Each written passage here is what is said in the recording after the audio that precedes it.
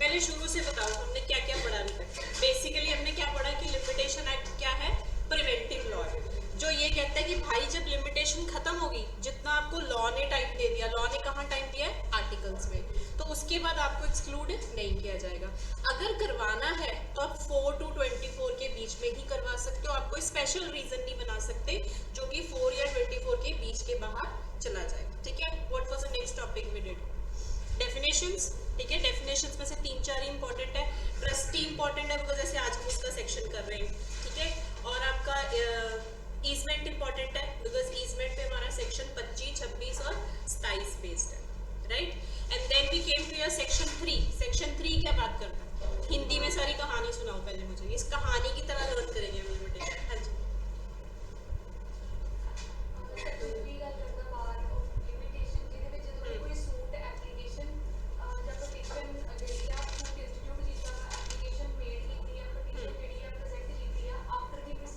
Petition present,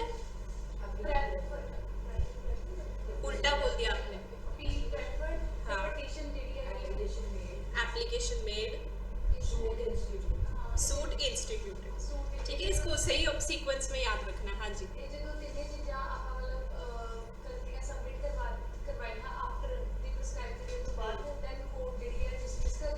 right right.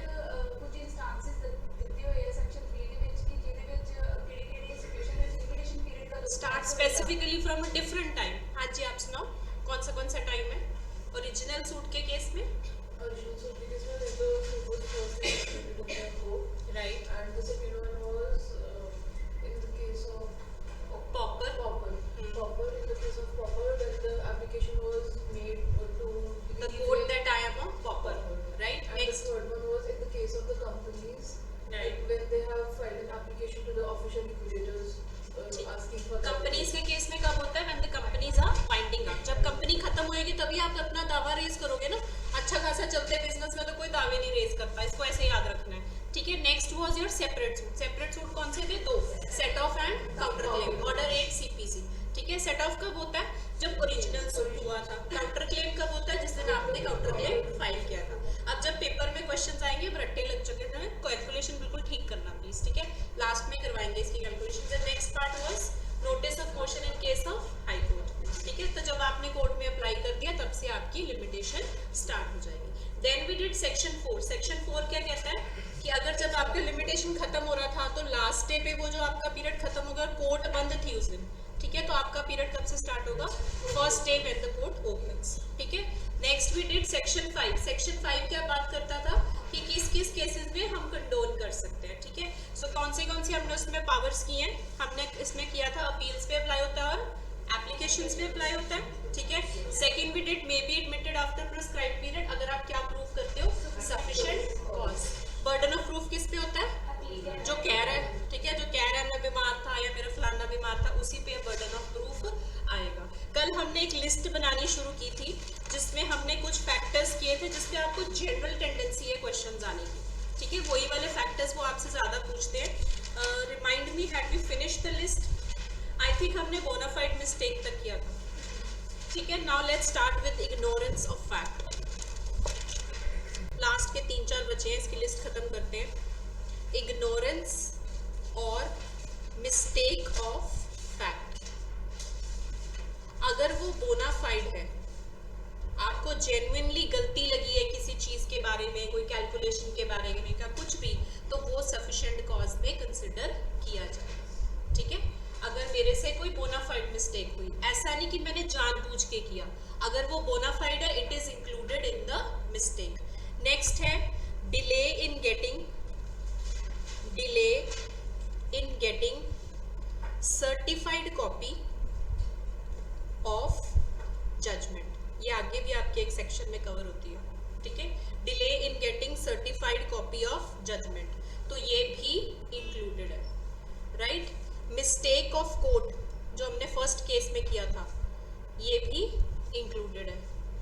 Right, mental shock, अगर कोई बंदा कहता है मैं कोई फैमिली इमरजेंसी की वजह से मेंटल शॉक में था, क्या ये भी इंक्लूडेड है? यस, बिकॉज इस पे हमारा केस है लता बालमुकुंद, ये इंपॉर्टेंट केस केस है लता बालमुकुंद वर्सेस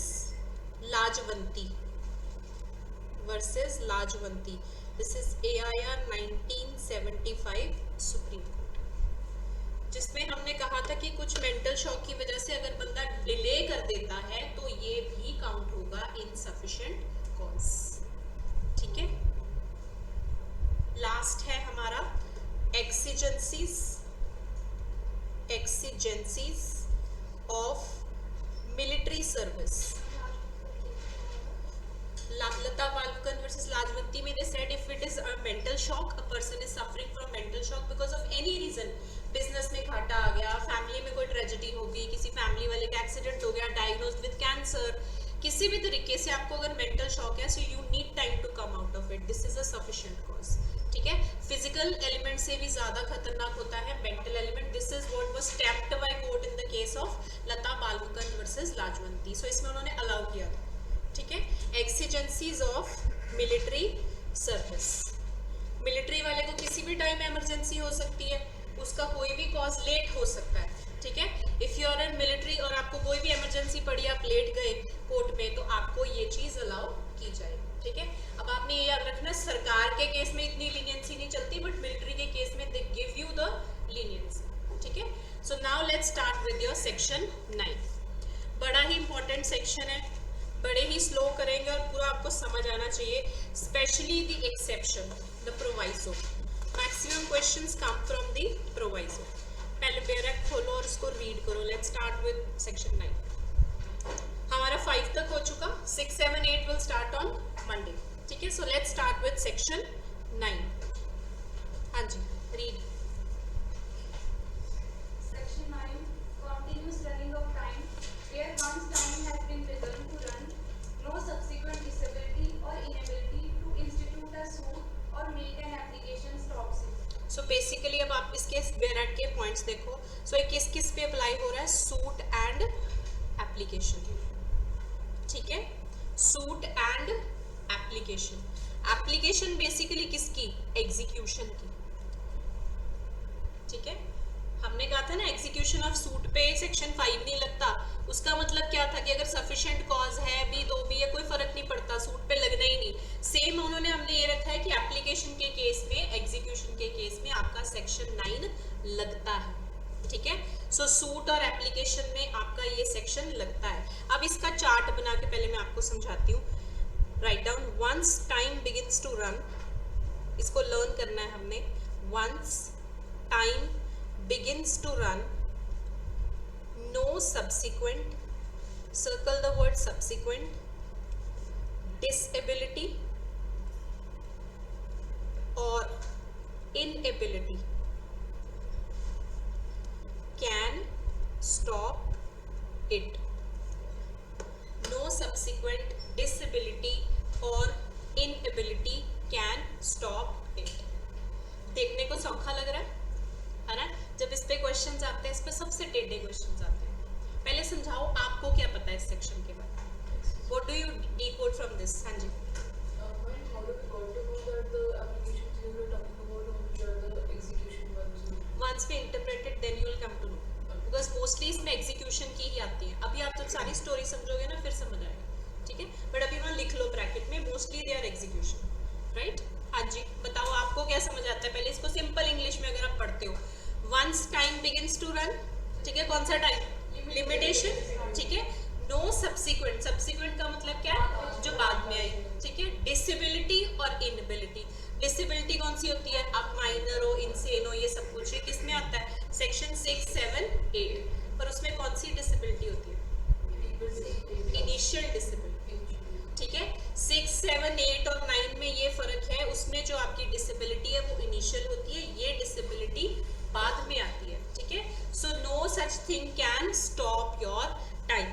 अब इसको मैं आपको एक और पिक्चर से समझाती हूँ, बिकॉज मैंने स्टूडेंट्स को इसका आंसर गलत देते देखा है. सो बेसिकली लेट्स से आपकी कोई डिसेबिलिटी है. ठीक है. लेट्स से आप माइनर हो, तो जब आप पे सेक्शन 6 लगता है तो हम क्या कहते हैं? Limitation period will not run. यही कहते हैं ना. ठीक है. लेट्स से आप माइनर हो, आप डिसेबल्ड हो as per law, as per section 6, तो सेक्शन 6 क्या कहता है, जितने टाइम के लिए आप माइनर हो, लेट्स से आप 6 साल बाद मेजर हो जाओगे, तो वो 6 साल के लिए आपका पीरियड ऑफ लिमिटेशन क्या होता है, रुक जाता है, स्टॉप हो जाता है, ठीक है। Next, disability ceases to exist, ceases to exist। आप माइनर से क्या हो गए, मेजर, ठीक है, तो आपका पीरियड ऑफ लिमिटेशन चालू हो जाएगा, right. Period of limitation starts running.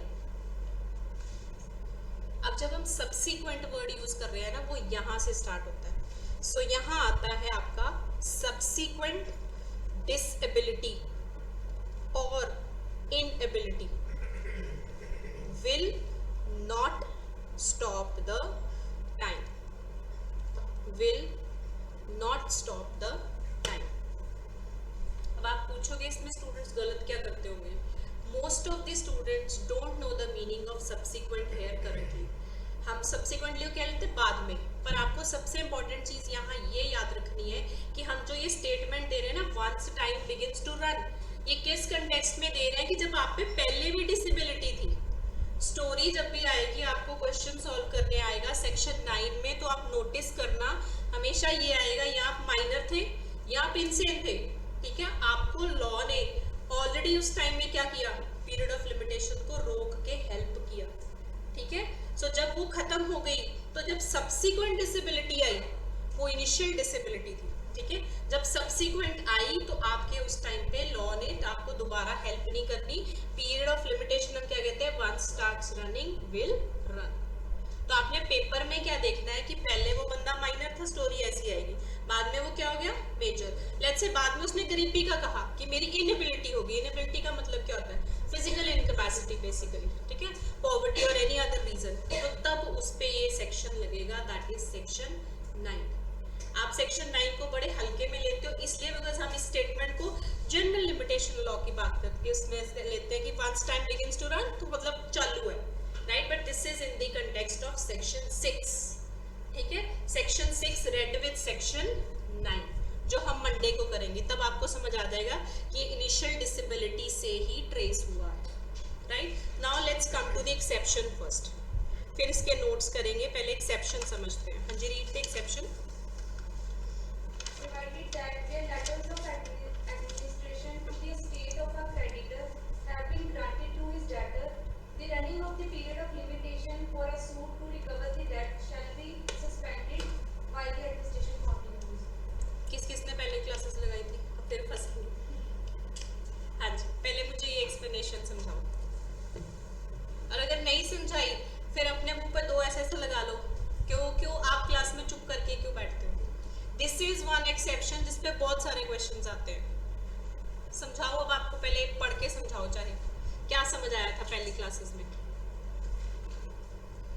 I give you a tip for your preparation. जब आप लोग किसी भी इंस्टीट्यूट में फॉर दैट मैटर जाके तैयारी करते हो ना, या किसी भी टीचर से पढ़ते हो, एक टिप याद रखना, टीचर को जज करने की बजाय ना, हमें कहते हैं ना, अब इससे पढ़ लिया, उससे पढ़ लिया, उससे पढ़ लिया।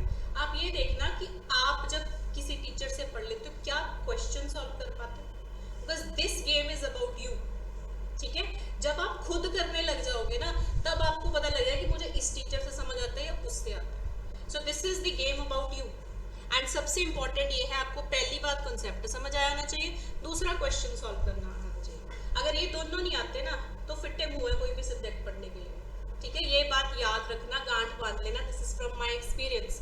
अपने आप को बिठा के क्लास में यही सोचा करो, कंसेप्ट समझ आया, ठीक है, चाहे स्लो समझ आया, लेट समझ आया, 10 लेक्चर्स के बाद समझ आया, और दूसरा जब आप घर गए, क्या आप सॉल्व कर पाए। अगर नहीं कर पाए ना, टीचर की जान खा जाओ। आपने पैसे दिए भाई, जहाँ पैसे दिए होते हैं ना, वहाँ लड़ लेना चाहिए। कॉन्ट्रैक्ट्स की लड़ाई क्या थी, पैसे की। सेल ऑफ गुड्स की क्या थी, पैसे की। लिमिटेशन किस लिए, केस किस लिए करते हो, पैसे के लिए, सिविल कॉम्पनसेशन, ठीक है। सो पैसा is very important, fight for your rights. हाँ जी, एक्सप्लेन। हाँ जी,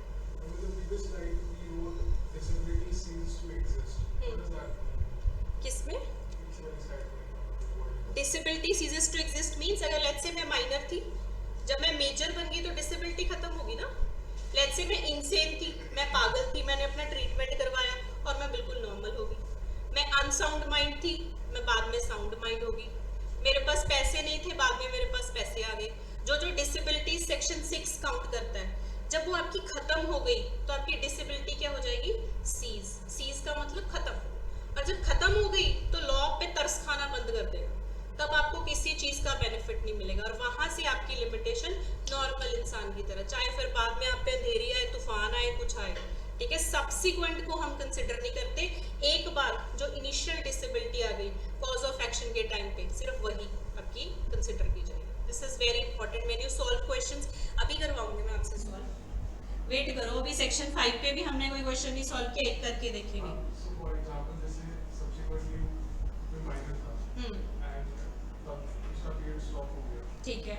and subsequently वो mental shock type में चला गया कि loss कहीं loved ones मेजर होने के बाद, major होने के बाद मेजर होने के बाद चाहे किसी भी नुकसान में चला जाए, आपको कोई भी राहत नहीं मिलती। आपको फिर सफिशिएंट कॉज के लिए लड़ना पड़ेगा, पर वो भी कोर्ट की डिस्क्रिशन है कि वो आपको देगी या नहीं देगी, ठीक है। पहली बात तो फिर सफिशिएंट कॉज में सूट ही नहीं आता, ठीक है। आपका स्कोप लिमिटेड हो गया to applications only, right. So this is how this thing is very important कि अगर वो वहां तक गया, उसके बाद उस पर कोई भी प्रॉब्लम है, जैसे आप कह रहे हो, उस केस में उसको कोई राहत का स्कोप नहीं है from court, from limitation act, ठीक है। यही स्टोरी आएगी सेम। माइनर भी आते जाकर, माइनर मेजर हो गया, फिर सब्सिक्वेंट डिसेबिलिटी आ गई उस पर, उसके बाद पॉवर्टी आ गई या कोई भी ऐसी इम्पॉसिबिलिटी आ गई, तो क्या उस पर लिमिटेशन की राहत आएगी? द आंसर इज नो, ठीक है। रीजन भी लॉजिकल है, बिकॉज आपके उस टाइम पे सेक्शन 6 ने पहले ही आपकी मदद की है, उसी लॉ ने मदद की है। लिमिटेशन ने क्या कहा था कि रोक दो भाई, अगले पे तरस खाओ, रोक दो, बिकॉज वो इनकेपेबल है, वो डिसेबल्ड है, ठीक है। सो हमने यहाँ किस वर्ड पे फोकस करना है? सब्सिक्वेंट डिसेबिलिटी पे नहीं मिलेगा, इनिशियल पे मिलता है, ठीक है। This is one MCQ also plus for your mains also.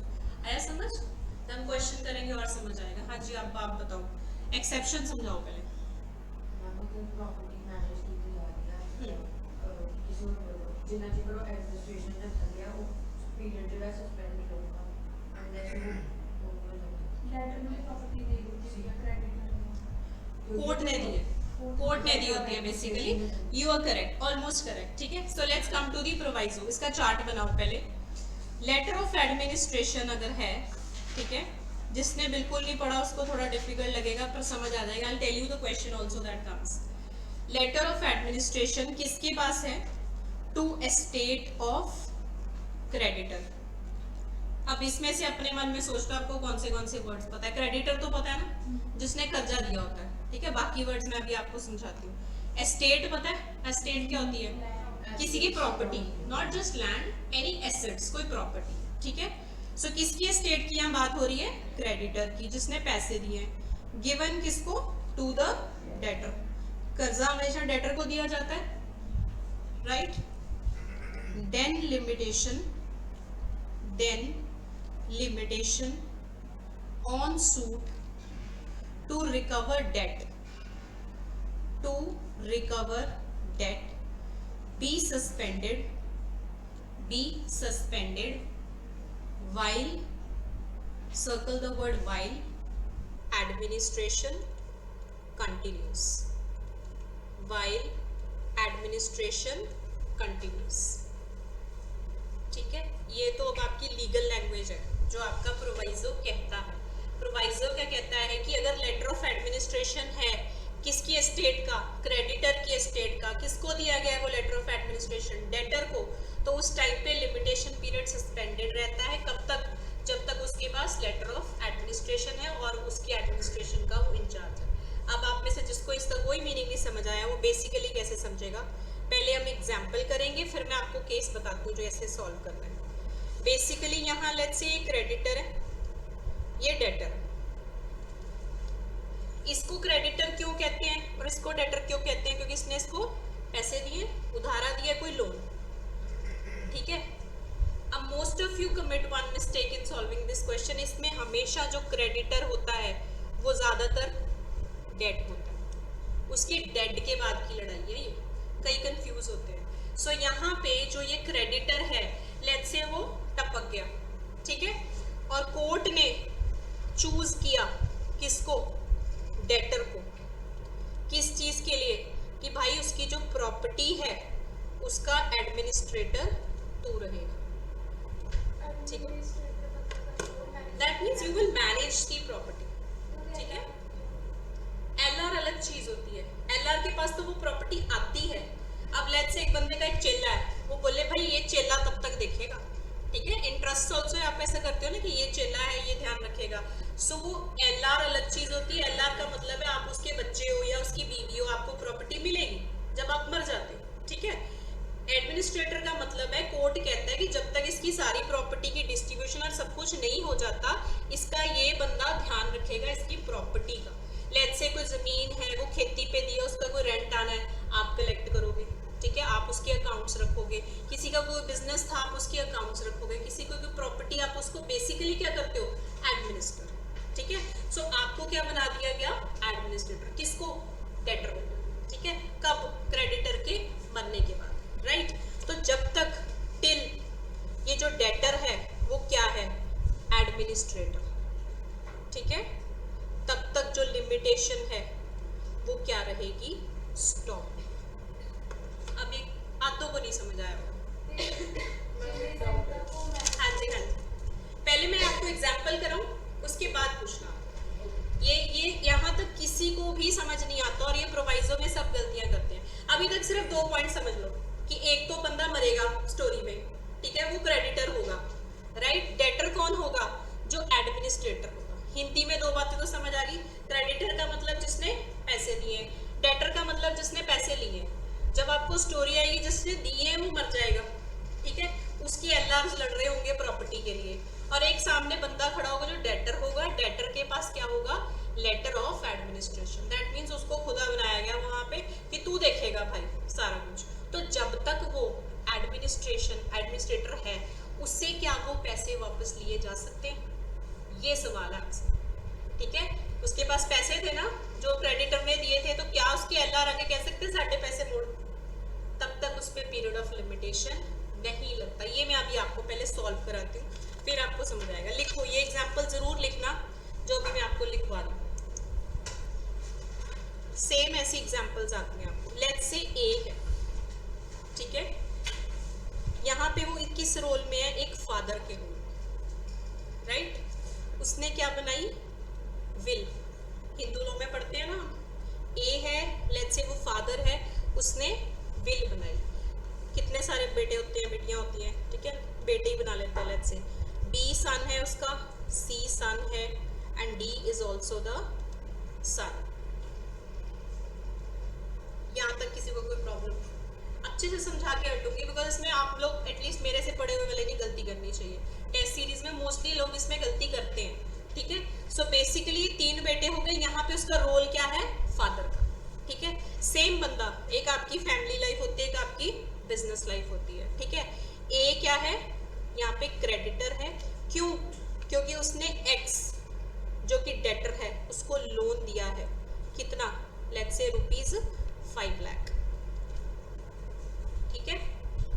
यहाँ पे फादर और सन का रिलेशन था, जो कि ये अगर ये मर गया तो इसके ये क्या बन जाएंगे, एलआर, ठीक है। अब समझ आया रिश्ते में फर्क, राइट। यहाँ ए है और एक्स है, इसका क्या रिश्ता है, पैसे का, that is creditor and debtor. पैसे का उधर भी है, वो प्रॉपर्टी की ही बात हो रही है, ठीक है। जब वो मर गया तो बच्चों ने लड़ाई पैसे के लिए करनी है। सो यहाँ लेट्स से उसने प्रॉपर्टी की क्या बना दी, विल, राइट। अब स्टोरी स्टार्ट होती है। अब स्टोरी में क्या आएगा, आपको हमेशा ए की लेट्स से डेथ हो जाती है, ठीक है। सो कोर्ट में ए की डेथ हो गई, कोर्ट में एक्स जो डेटर है उसको क्या बना दिया गया, administrator of estate of A, that is creditor, ठीक है। बैरक के हिसाब से चलेंगे। सो बेसिकली यहाँ पे कोर्ट ने एक्स को, जो कि एक डेटर था जिसके पास उसके 5 लाख रुपया है, उसको क्या बना दिया, एडमिनिस्ट्रेटर ऑफ एस्टेट। किसकी एस्टेट, वो सारी प्रॉपर्टी जिसकी विल बनाई गई थी, किसकी, क्रेडिटर की, ठीक है। अब यहाँ पे बच्चे लोग हैं, टिक के नहीं बैठेंगे, ठीक है। वो क्या करेंगे, A's sons approach the court,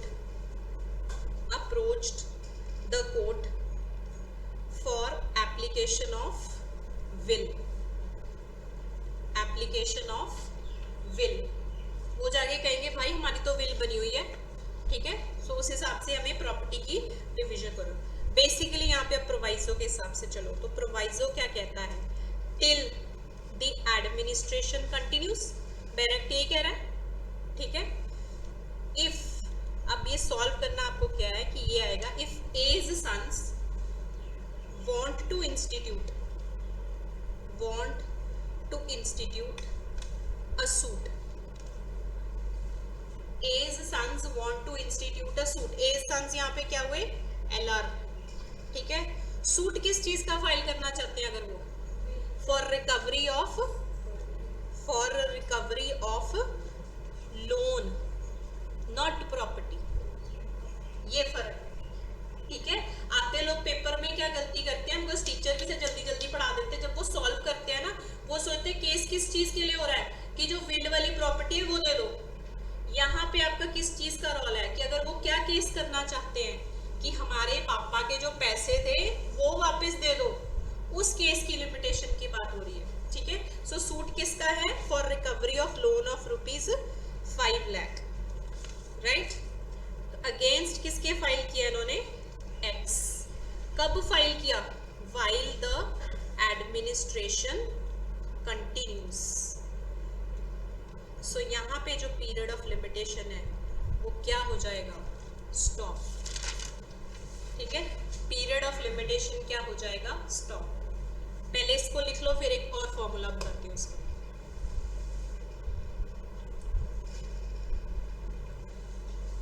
लिख लिया, स्पीड तेज हो गई अब आप लोगों में, फिर आप कहते हो मैम तेज बढ़ाती है। कंसेप्ट समझ आता है कि नहीं, पहले ये बताया करो, ठीक है। पेपर में सिलेक्शन होनी चाहिए। मैं चाहूँ तो मैं गप्पे मार मार के इतने, अभी सोचो मैं कितनी स्पीड से कराती हूँ, पूरा टाइम निकल जाओ। भाई रुक जाओ, सांस ले लो, अभी पूरा कॉन्सेप्ट नहीं खत्म हुआ। किसने पूछा, हाँ जी अरुणिमा, हाँ जी, हाँ जी Arunima. Hello, ma'am. I have two questions. हाँ जी, One, in what circumstances will a debtor be appointed as administrator of estate? And second, does it matter if there are multiple people who have taken loan and only one has been appointed as administrator? No doesn't matter. आपको story ऐसे भी आती है, जैसे यहाँ पे multiple sons बनाए गए ना, ABCD, वहाँ मल्टीपल डेटर्स भी बनाए गए हो सकते हैं। जिस भी डेटर को एस्टेट का मालिक बनाया गया है, बेसिकली नॉट मालिक, एडमिनिस्ट्रेटर, उसी के कंटेक्स्ट में लायबिलिटी की बात आएगी, ठीक है। सो हमेशा आपके मल्टीपल डेटर्स भी हो सकते हैं, it is not that multiple LR ही होंगे। What was the first question? In what circumstances will a debtor be appointed as an administrator of estate? Because that person is already under a loan, तो उसको ये कहा जाता है कि आपने उसके पैसे तो वापस करने हैं, you are in fiduciary capacity, आप पे ट्रस्ट किया गया, आपको पैसे दिए गए, तो अभी आप उसकी एडमिनिस्ट्रेशन के आप जिम्मेदार हो। Court in general CPC cases ऐसा करती है, ठीक है। So this is a general tendency of court, that is why they have specially made a provision under limitation act, because limitation CPC की चीजों पे लग रहा है। Understood? Okay. So just one small clarification in second doubt, ma'am. So in case there are multiple debtors, limitation period will only be suspended when a debt recovery proceeding is instituted against that Yes, debtor yes, to whom yes. administration has been given. Yes, against that debtor only and for that time period only। ये बड़ा Understood, ma'am. Interesting Thank you. Section लग रहा है आपको, समझ आ गया? Again you can ask if you have any other doubt. Understood, ma'am. Hand Thank raise you. किया था Komal, you raise the hand. हाँ जी, you can speak up, you can again raise the hand.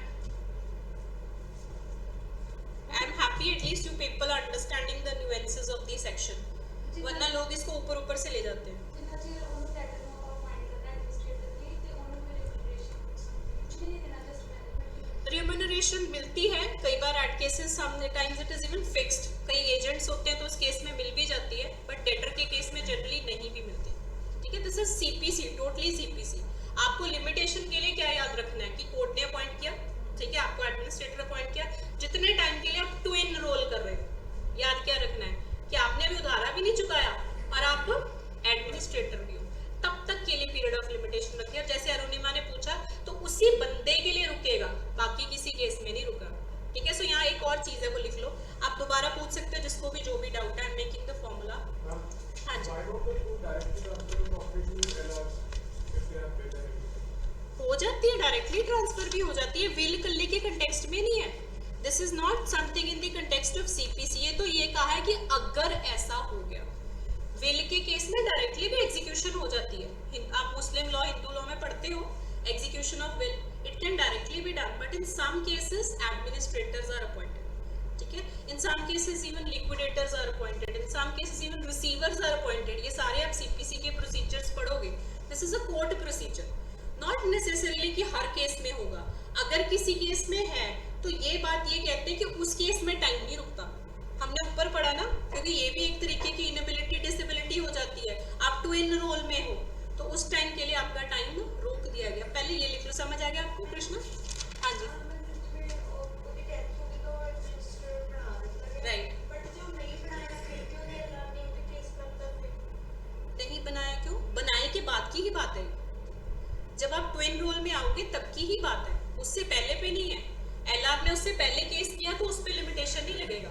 जब आप एडमिनिस्ट्रेटर बना दिए गए, जब आपके पास दो रोल थे, तब लिमिटेशन की बात है, ठीक है।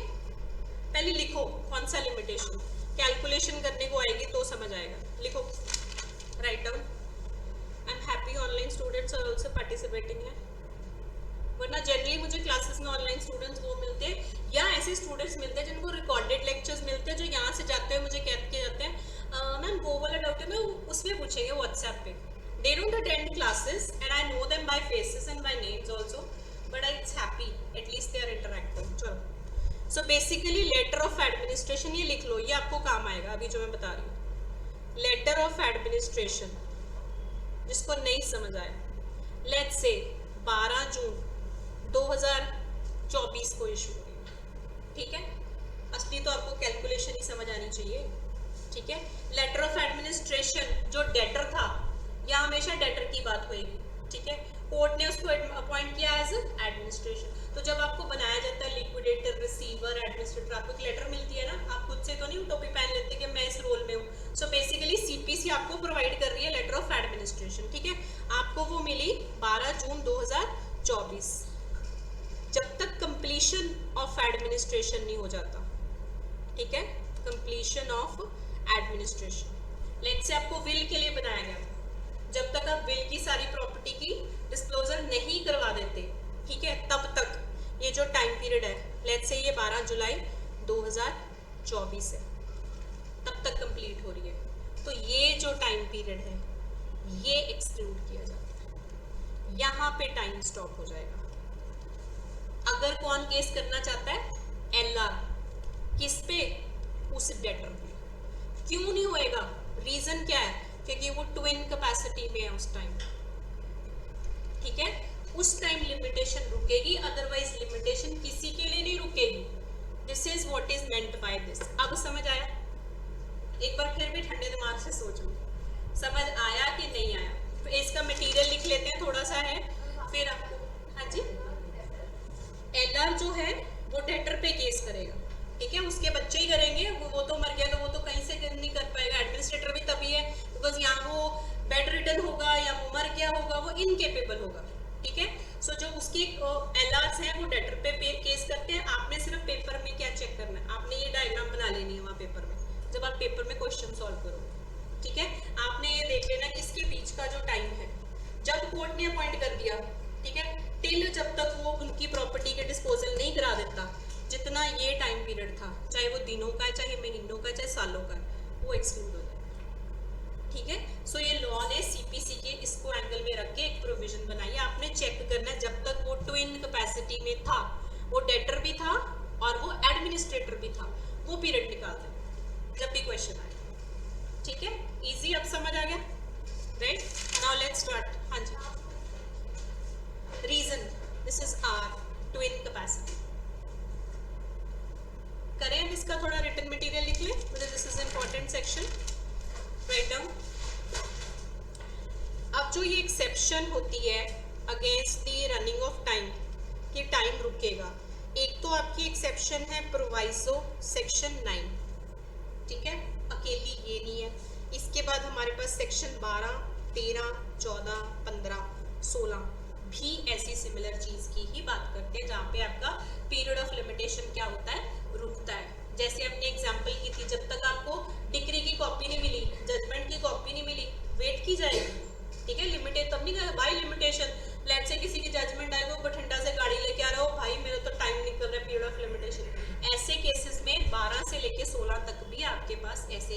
रेयर केसेस आएंगे, but under section 9 we have only one exception. ठीक है, अब इसके नोट स्टार्ट करते हैं. Write down the first point. No disability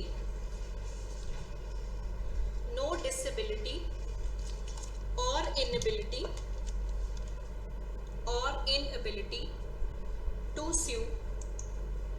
No disability or inability to sue occurring subsequently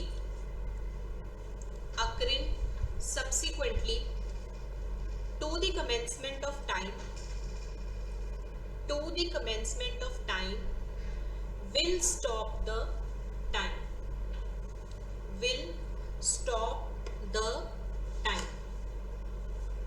हमने फर्स्ट पैराग्राफ में क्या किया था? नो डिसेबिलिटी और inability to sue occurring subsequently किसके? To the commencement of time. Time चालू हो चुका था, आप माइनर से मेजर हो चुके थे, जो लॉ ने हेल्प करनी थी वो कर चुके थे. तब से जब से आपका टाइम स्टार्ट होता है तब से हम कह रहे हैं कि उसके बाद नहीं रुके. ठीक है, उससे पहले की बात नहीं कर रहे. Next point. If at the date on which cause of action arose, comma, the plaintiff was under no disability or inability. The plaintiff was under no disability or inability, comma, then time will naturally begin to run. Time will naturally begin to run against him.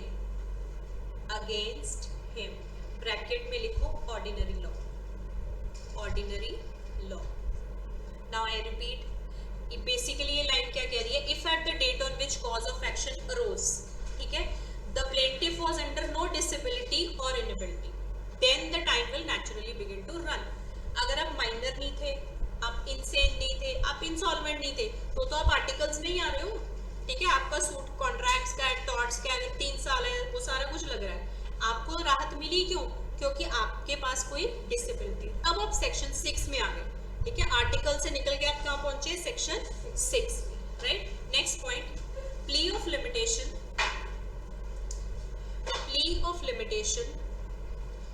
is devised DEVICED for promoting diligence and discouraging delay. Therefore section 9 कौन सी interpretation होगी इसकी? अब आप limitation में ये देखना, हर section की अलग अलग इंटरप्रिटेशन. ठीक है, अगर हमने स्टार्टिंग में क्या कहा था? Strict interpretation. बट 5 में हमने क्या कहा? Liberal interpretation. ये चीजें आपको पेपर के लिए याद रखनी है. यहाँ पे क्या होगी? Strict interpretation. Right. So section 9 की हम क्या कर रहे हैं? Strict interpretation.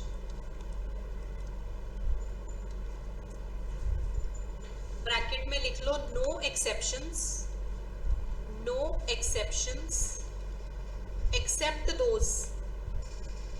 except those provided under the act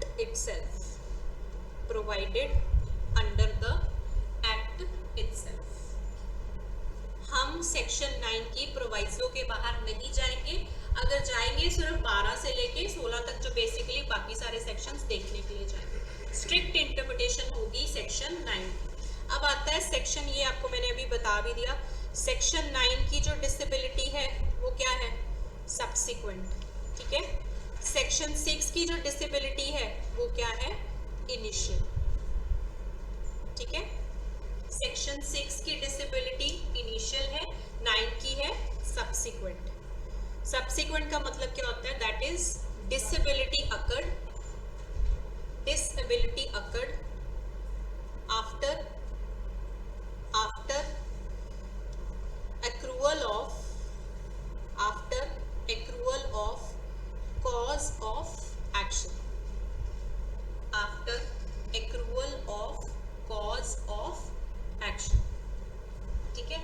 disability inability आप सबको पता है, एक एक लाइन में लिख लो। डिसेबिलिटी बेसिकली क्या होती है? Want of legal qualification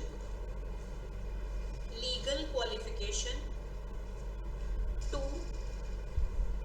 act ACT। disability means want of legal qualification to act, that is minor, insane, idiot, minor, insane, idiot। इन लोगों को जब हम कॉन्ट्रैक्ट्स पढ़ते हैं तब भी हम ये कहते हैं कि they are not qualified to contract. So basically इनको हम क्या वर्ड यूज करते हैं? Legally disqualified. ठीक है, सो लीगल डिसेबिलिटी में कौन से आएंगे? ये सारे लोग। Next is inability. Inability means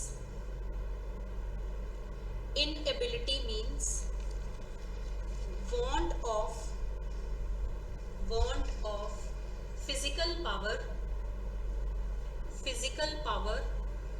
to act, want of physical power to act। Example poverty, illness, next heading डालो टाइम रन। जब आप कैलकुलेशन स्टार्ट करते हो अपने टाइम कहाँ से देखना है? टाइम कब से शुरू होता है? When cause of action occurs.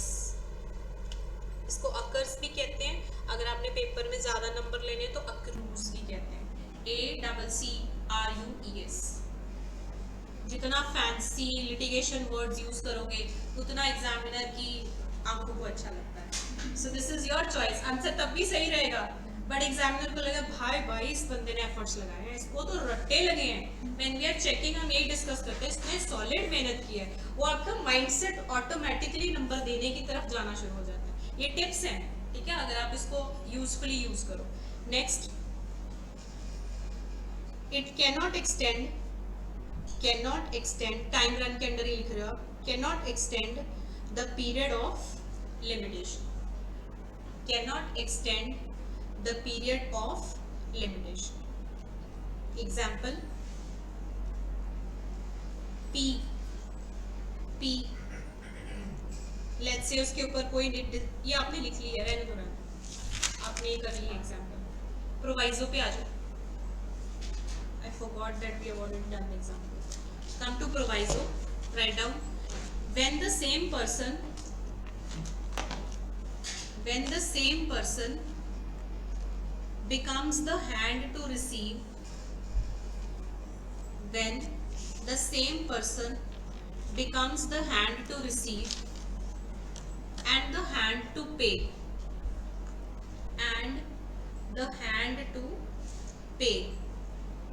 comma, the running of the statute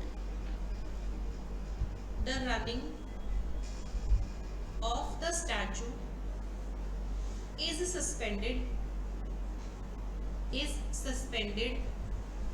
during such, underline the word union of rights, during such union of rights, जिसको हम इजी भाषा में टू इनकैपेसिटी कह रहे थे। हम यहाँ अपने वर्ड क्या यूज करना है? Union of rights. आपके पास दो कैपेसिटीज थी basically, right. Last line, when the letters of administration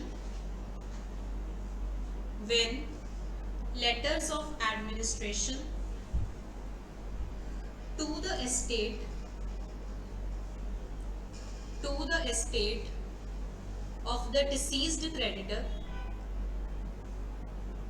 of the deceased creditor have been granted to his debtor, comma, the time between the grant of the letter of administration and the completion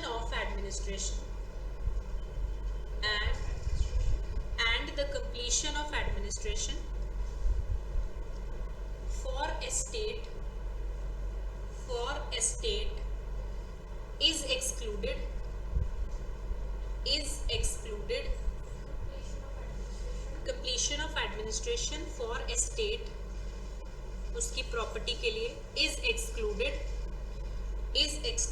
in computing the period of limitation for suit to recover the debt,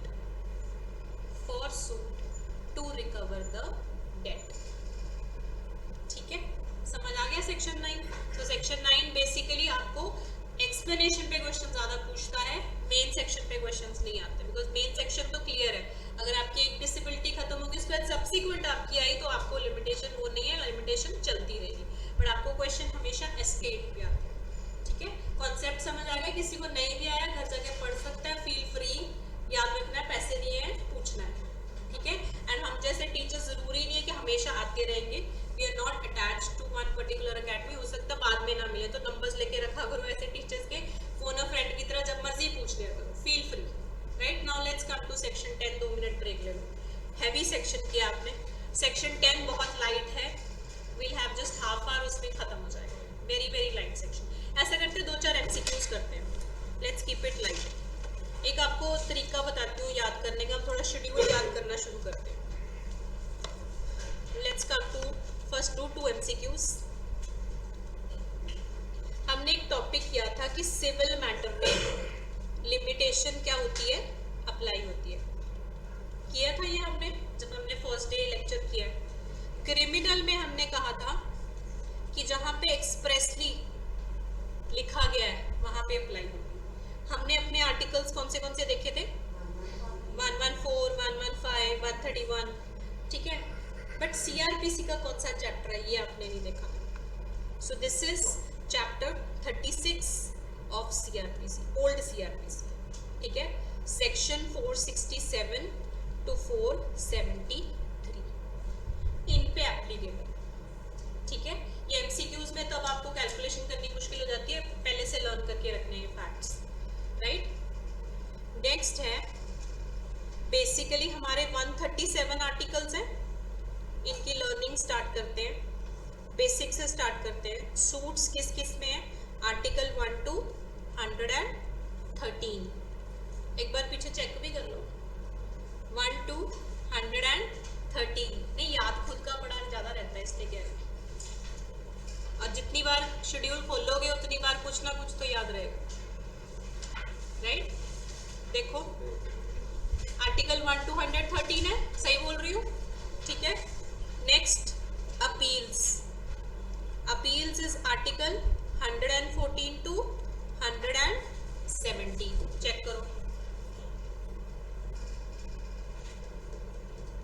सबसे पहला आता है आपका suits जिसका limitation period लिखा गया है from article 1 to 113, then appeals आता है आर्टिकल 114 to 117, ठीक है। देन आता है आपका एप्लीकेशन जो कि है आर्टिकल 118 to 137, हमने टोटल 137 ही पढ़े हैं ना, सो ये आपका प्रीलिम्स का क्वेश्चन। अब इसको याद करने का एक तरीका बताती हूँ, एक चार्ट बनवाती हूँ आपसे, यहाँ तक लिख लिया सबने। Now let's make a chart of applicability, किसी ने नोट डाउन तो नहीं करना, बाद में लोग तेज हो गया, चलो लेट्स कम टू एप्लीकेबिलिटी। ये जो हम बना रहे थे ना SAAPP, उसका एक चार्ट बनवा रही हूँ कि कौन सा सेक्शन किस पे एप्लीकेबल। वो कई बार आपको वहाँ भूल जाता है, अगर आप चार्ट रट्टे लगा के जाओगे आपको ज़्यादा सौखा रहेगा पेपर में सॉल्व करना, ठीक है। सबसे पहले बात करते हैं सूट्स, अपील्स एंड एप्लीकेशन, तीनों एप्लीकेबल हैं जिस केस में, that is section 3, 4 and 12, 3, 4 and 12, right? Appeals and application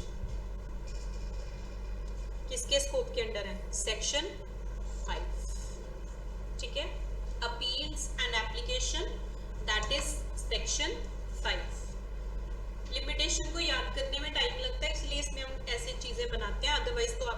जानी चाहिए. Then is suits and appeals. This is section 13. Suits and appeals. This is section 13. Then is suits and application. Suits and application. कौन से sections हैं? Section 6, 7, 8, 9, section 14 to 18. ये major chunk है. Section 6, 7, 8, 9, 14 to 18. ठीक है. Last में आता है अकेला सूट्स. Section 10, 21, 23, 25, 27. ये चार्ट या तो मैं फर्स्ट क्लास में बनवाती होती हूँ या लास्ट में. आपको बीच में चले इसलिए करवा दिया ताकि आप ब्रेक ले लो 2 मिनट और थोड़ा थोड़ा शेड्यूल की तरफ प्यार बढ़ाना शुरू करो. बिकॉज अगर उसको लास्ट के लिए रख लेंगे तो इतना बोरिंग है, आपको लगे क्या पढ़ा रहे हैं. सो इसलिए थोड़ा थोड़ा इससे वार्तालाप करते रहेंगे बीच बीच में. So this is the chart that you need to learn. मैं आपसे कभी भी सुन सकती हूँ अभी, बिकॉज आपको लर्न करवाना है लिमिटेशन, राइट. तभी आप पेपर में तेज कर पाओगे. अभी आप मेरे को तो बोल देते हो कि तेज तेज हो गया. पेपर में आप लिख के आ सकते हो कि पेपर में क्वेश्चन बहुत लेंथी था, हम इसलिए नहीं कर पाए बिकॉज हम स्लो हैं. नहीं, तब आप कोप अप करते हो. तो ऐसे ही आप अपने टीचर के साथ भी कोप अप करा करो कि हमें स्पीड तेज करनी है, हमें लिखने की भी तेज करनी है, समझने की भी, और वहाँ पे भी करना है. जहाँ थक गए वहाँ बोलो कि आज नहीं मन. किसी दिन बोल भी दिया करो. वैसे आप लोग कभी भी नहीं बोलते. We can talk about Netflix, we can talk about other things. Mind भी रिलैक्स्ड होना चाहिए. At times it might be the case last class है, आपका नहीं पढ़ने का मन, तो ग्रुप यूनिटी से बता देना कि आज पढ़ने का मन नहीं है. ऐसा नहीं कि आज एक का नहीं है दूसरे का नहीं है. Some days we can chill because this is a small subject, so we can afford to. 2 question कर लेंगे तो 2 गप्पे मार लेंगे, बट सिलेबस टाइम से करें. ठीक है. Now let's come to section 10. उसका श्री गणेश करते हैं. Very very easy section. Trust सुना आपने, क्या होती है? What is a trust? क्या जानकारी है आपको ट्रस्ट के बारे में? Basically, trust their main objective is to do charity. हाँ, and the basically. welfare at large. Basically जैसे हम फंड देते हैं गुरुद्वारा में या मॉस्क में, जो कि उनकी मेंटेनेंस अपकीप के लिए किया जाता है. ज़्यादातर आपको उस पर क्वेश्चन आता है अगर आता है. मुतावली एंड ऑल दैट. आपने केस सुना है वो कौन सी बी, मुझे भी याद करना हो. There was some Bi, Wali Mohammad versus Rahmat Bi. Have you heard this case? चलो, अस्सलाम वालेकुम लिखते हैं पहले. आपका भगवान ही रखा है. अच्छा सॉरी, मेरा भी भगवान ही रखा है. Let's start with section 10. So section 10 किसकी बात करता है? Suits against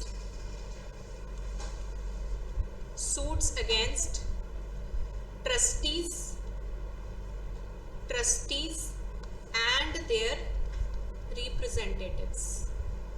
Suits against trustees and their representatives. पहले रीड करो. Notwithstanding anything contained in the foregoing provision of this act, no suit against a person in whom property has become vested in trust for any specific purpose or against his legal representative or assigns not being assigned for a valuable consideration for the purpose of following in his or their hand such property or the proceed thereof or for an account of such property or proceed shall be barred by any length. कुछ समझ आया? बल्ला बल्ला ही हो गया है ना. बड़ी ही टेक्निकल लैंग्वेज है, जबकि कॉन्सेप्ट बिल्कुल सॉफ्ट है. आपने इसके बारे में एक ही वर्ड याद रखना है कि जब ट्रस्टी वर्ड आ गया पेपर में, ठीक है, एक्सप्रेस ट्रस्ट हुआ और एक स्पेसिफिक पर्पस के लिए और ट्रस्टी वर्ड लिखा हुआ, तो वहाँ लिमिटेशन थी. ठीक है. वैसे वो आपको ऐसे क्वेश्चंस नहीं पूछते जहाँ लिमिटेशन नहीं लगती. वो आपसे ये पूछते हैं कहाँ लिमिटेशन लगती है और बताओ, कैलकुलेट करो. अब हम आर्टिकल के बाहर आ गए हैं, आप कौन से सेक्शन में आएंगे. सो ये तो इजी क्वेश्चंस हैं, बट आपको फिर भी करके जाना है सिलेबस, तो हम सेक्शन 10 को करेंगे. सो बेसिकली सेक्शन 10 की पहली लाइन दोबारा रीड करो. पहली लाइन क्या थी? Notwithstanding Anything contained in the foregoing provision of this act. लिखो. इस लाइन का क्या मतलब है? The use of the word notwithstanding anything contained in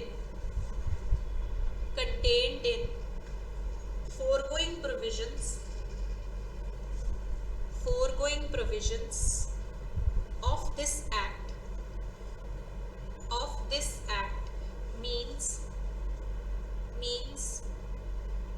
the general rule of section 3 subclause 1, the general rule of section 3 subclause 1 of Limitation Act has no application. So section 3 subclause 1 करके उस पे cross लगा लो. क्या कहता था section 3 subclause 1?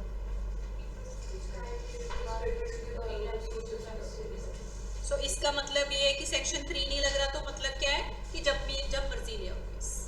अगर trust की बात है, आप में प्रॉपर्टी ट्रस्ट के एंगल से रखी गई है, तो वो प्रॉपर्टी का कोई हेर फेर नहीं होना चाहिए. अगर आप लेट भी केस लेके गए, तब भी because you are a beneficiary, आपको वो पैसे मिलेंगे ही मिलेंगे. सो आप पे सेक्शन 3 नहीं लगता, आप पे लिमिटेशन एक्ट नहीं लगता, आप सेक्शन 10 की अम्ब्रेला के अंदर आ जाते हो, जो कि ये कहती है कि अगर आप बेनिफिशियरी हो किसी ट्रस्ट के, आपको पैसे मिलेंगे, जब मर्जी क्लेम रेज कर सकते हो. अब इतना सौखा तो है नहीं. पहले इसको ट्रेस करते हैं. हमने इसकी डेफिनेशन कहाँ पढ़ी थी? हाँ? है?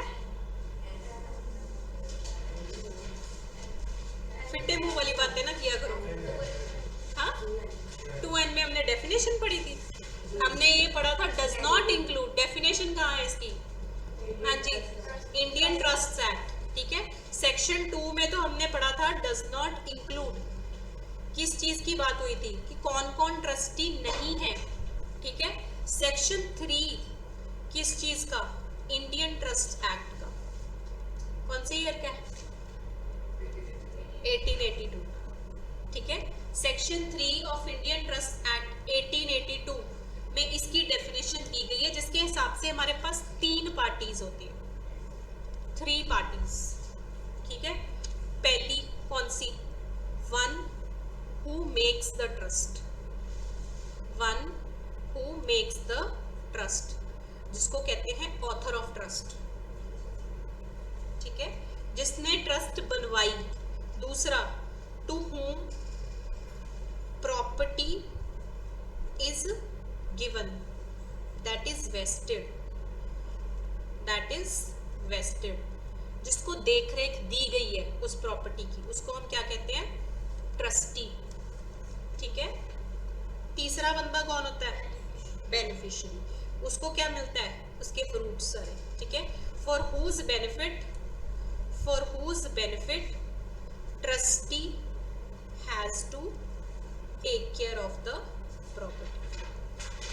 That is called as beneficiary. अभी जो हमने पेरेक्ट में इतने सारे भारी भारी वर्ड्स पढ़े थे, उसका बेसिक मीनिंग ये है कि एक तो होता है जिन्होंने ट्रस्ट क्रिएट की, वो ऑथर हो जाते हैं उस ट्रस्ट के. ठीक है. इससे कोई लेना देना नहीं, इस पे कोई क्वेश्चन नहीं आएगा. आएंगे ये 2 पार्टीज. पहली कौन सी पार्टी है? To whom property is given, जिसके पास वो प्रॉपर्टी या पैसा रखा गया है. दूसरा, for whose benefit trustee has been given the property. अब केस कौन किस पे करेगा? दिमाग लगाओ. यस, बेनिफिशियरी करेगा. तो पैसा कौन खाएगा? जिसके पास पैसा है. प्रॉपर्टी में से नुकसान कौन करेगा? जिसके पास वो प्रॉपर्टी है. सो यहाँ केस किसके versus? Beneficiary versus the other trustee. ठीक है. ट्रस्टी भी हो सकता है. आपकी हेडिंग में हमने क्या लिखा अभी? Trustee and their representatives. तो उसके LRs भी हो सकते हैं, उसके असाइनी भी हो सकते हैं. इसका स्कोप वाइड है. ठीक है.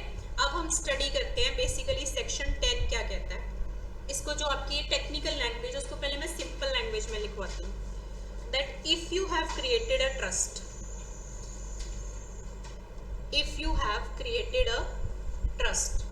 ट्रस्ट कितने तरीके के होते हैं वैसे?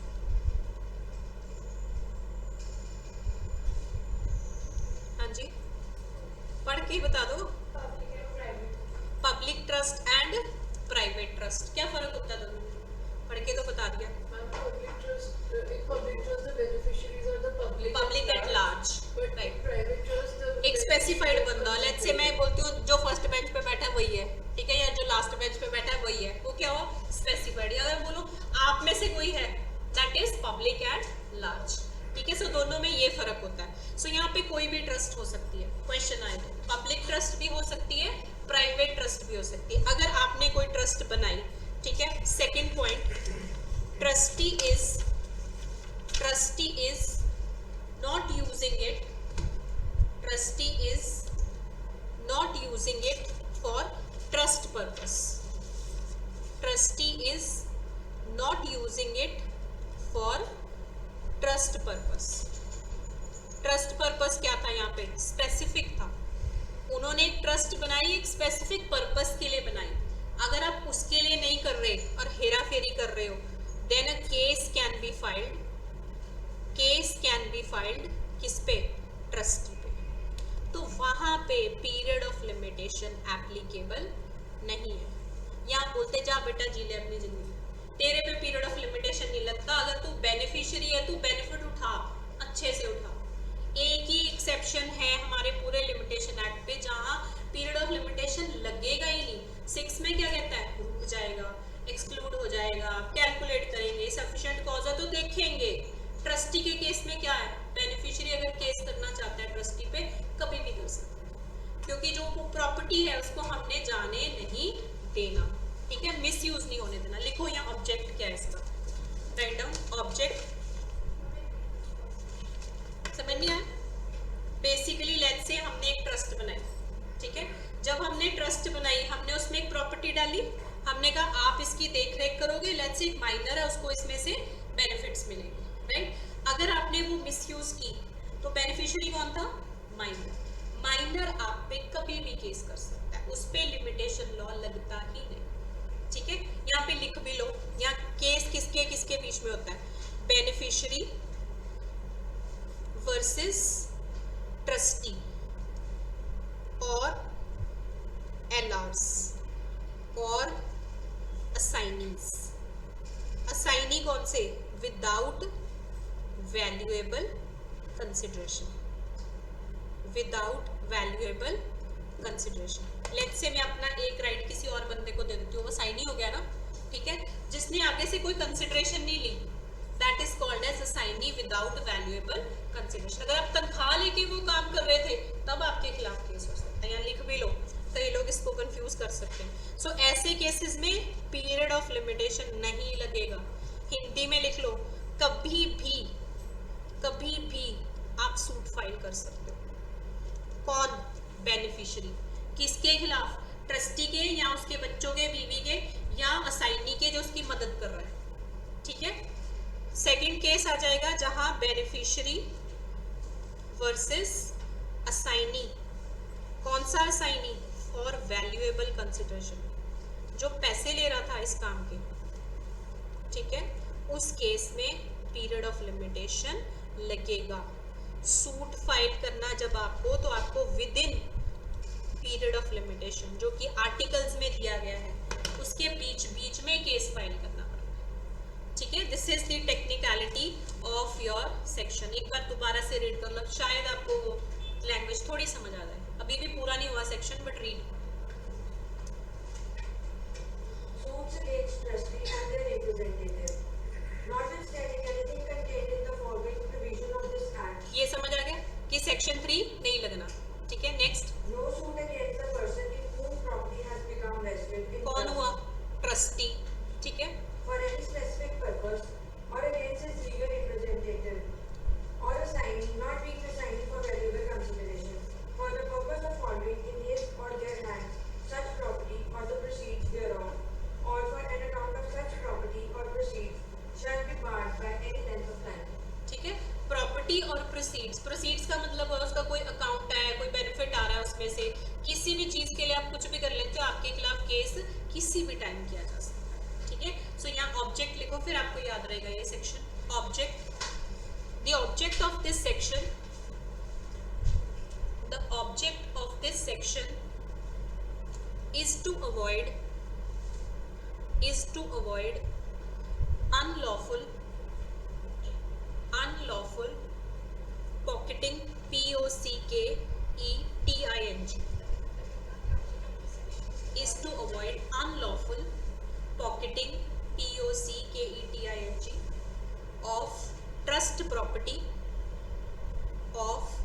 trust property therefore a total exemption from bar of limitation has been given यहाँ तक कुछ समझ आया? अब एक्सप्लेनेशन पढ़ो इसकी। For the purposes of this section, any property comprised in a Hindu, Muslim or Buddhist religion or charitable endowment shall be deemed to be property vested in trust for specific purpose, and the manager of the property shall be deemed to be trustee thereof. So basically आपकी explanation क्या कहती है, जो ज़्यादा important नहीं है। Explanation कहती है it includes property comprised in कोई भी हिंदू, मुस्लिम या फिर बुद्धिस्ट रिलीजियस और charitable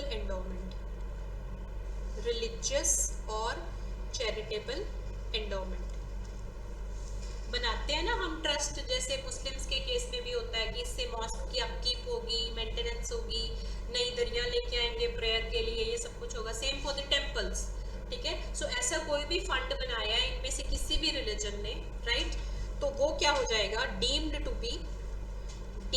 B trust property for specific purpose.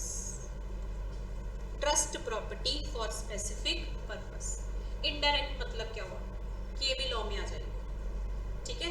वैसे हम क्या कहते हैं, जब भी आप चैरिटी करते हो और ये आपके इंस्टीट्यूशंस होते हैं, these are recorded lectures, I don't want to say anything, but misuse होती है फंड्स की। आप धर्म के नाम पे देते हो बट वो फंड, ठीक है, इधर का इधर। सो बेसिकली क्यों, बिकॉज उस पर आपका टैक्स भी नहीं लगता। आप कॉन्स्टिट्यूशन पढ़ते हो, आप आर्टिकल्स देखते हो 27 एंड ऑल। सो बेसिकली उसमें हम क्या देखते हैं, क्यों हर चीज से एग्जेम्प्टेड है। आप नोटिस करो वो लिमिटेशन से भी एग्जेम्प्टेड है। सो कहीं ना कहीं हमें कोई ना कोई प्रोटेक्शन तो देनी पड़ेगी। सो यहाँ हमने लिमिटेशन से ये प्रोटेक्शन दे दी कि केस तो फाइल होगा ही होगा, चाहे लिमिटेशन पीरियड में है या नहीं। केस फाइल आप कभी भी कर सकते हो when it is the case of a trust. तो इसलिए हमने धर्म को भी बीच में ले लिया। हमने कहा जब ये धर्म वाले भी आएंगे उसको भी हम ट्रस्ट मानेंगे और उसको भी हम स्पेसिफिक पर्पस मानेंगे और उसको भी इंक्लूड करेंगे इन दिस।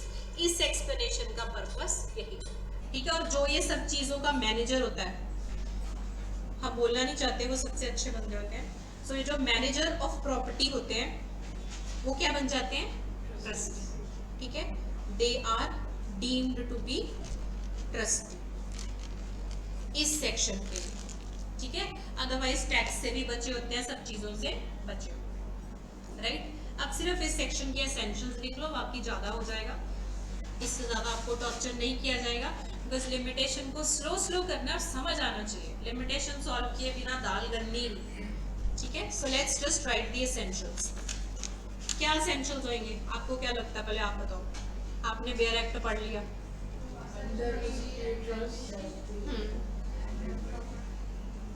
क्या क्या कीवर्ड्स आपको लगता है? एक तो प्रॉपर्टी होनी चाहिए, कोई ना कोई प्रॉपर्टी का ही मुद्दा है। दूसरा ट्रस्ट होना चाहिए, किस चीज के लिए, स्पेसिफिक पर्पस के लिए। दूसरा उसका कोई ट्रस्टी होना चाहिए, उसके ऊपर कौन एलिगेशन लगा रहा होगा, बेनिफिशियरी। और जब वो लगा रहा होगा वहां पे पीरियड ऑफ लिमिटेशन नहीं लगेगा, जब मर्जी आप और एलिगेशन लगाओ, ठीक है। So let's write down the essentials. First है यहाँ पे property, sorry I think I also need a break now. चलो ये खत्म कर लेते हैं। First is property. प्रॉपर्टी कौन सी, which has become vested in a person that is trustee for specific purpose.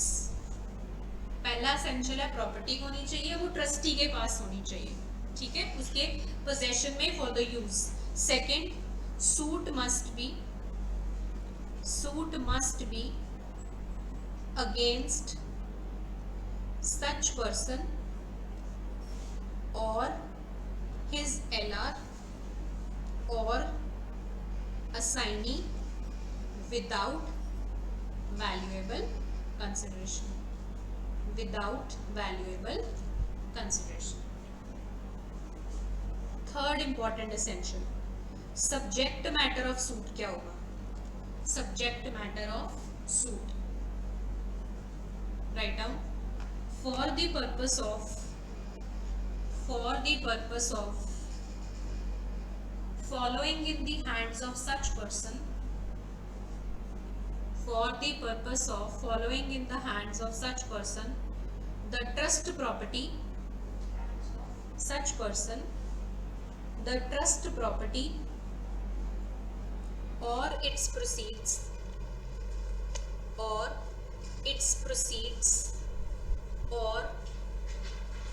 for an account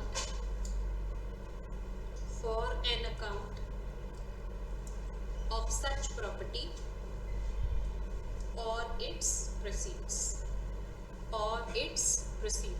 तो सब्जेक्ट मैटर ऑफ सूट क्या होगा? वो प्रॉपर्टी के कोई प्रोसीड्स का रौला होगा या वो प्रॉपर्टी के कोई फंड्स का रौला होगा, प्रॉपर्टी के ही रिगार्डिंग कोई रौला होगा, उसके प्रोसीड्स मींस उसी का आगे सब मैटर. ठीक है, so this should be the subject matter of the suit. कोई प्रॉब्लम यहाँ तक? बाकी का इसका हम मंडे को करेंगे. Then we start with 6-7. जाना कहीं नहीं, रिवीजन करो अभी 5 मिनट.